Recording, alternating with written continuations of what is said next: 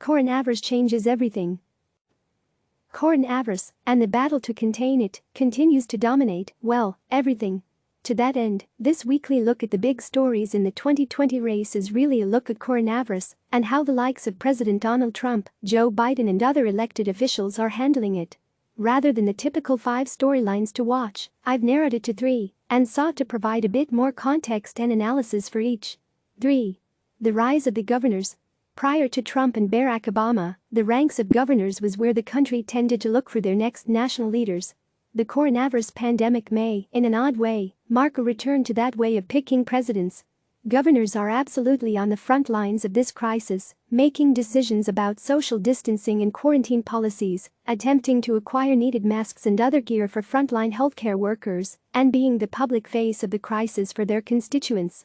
Now, that elevated profile doesn't necessarily translate to a national bid down the road.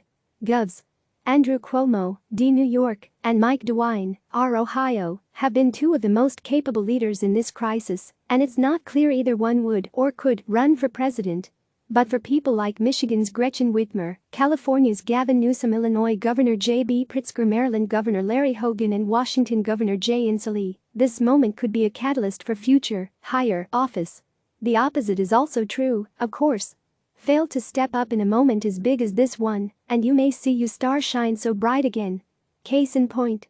Florida Governor Ron DeSantis, who is facing increasingly loud criticism for his decision not to order people off the state's beaches far earlier.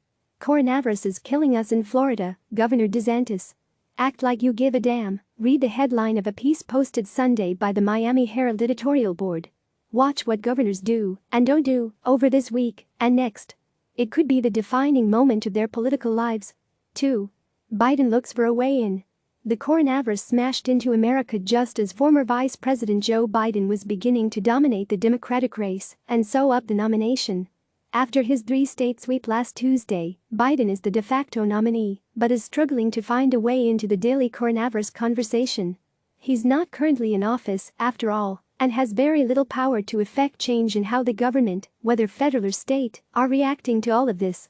As a result, he's been a bit of an invisible man over the last 10 days, holed up at his home in Wilmington, Delaware, trying to do some virtual town halls, but generally speaking laying low.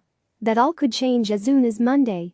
Biden, according to Politico, is planning to hold his own coronavirus briefings with experts as he seeks to show the public how President Biden might react to all of this. How that will be received by the public remains very much up in the air. Some will undoubtedly criticize Biden for offering up a parallel track of guidance and leadership, thereby muddling the message people need to hear. Others will likely find Biden a more comforting presence at a podium in a crisis than the often erratic Trump. It's a risk Biden appears to be willing to take. He knows he can't disappear for a month in the midst of a generational crisis, ceding the entire national stage to the man he wants to replace. 1. The Trump presidency rests on these next weeks. If you thought the battle over whether or not to impeach Trump would be the defining moment of the president's first term in office, as we all did, well, things have changed. This coronavirus fight is now the thing that very likely will make or break Trump's chances at a second term this November. And it's really a series of fights. There's the obvious physical health one, but there's also a massive economic fight, a mental health battle and a leadership test all wrapped in there too. The returns are, so far, mixed.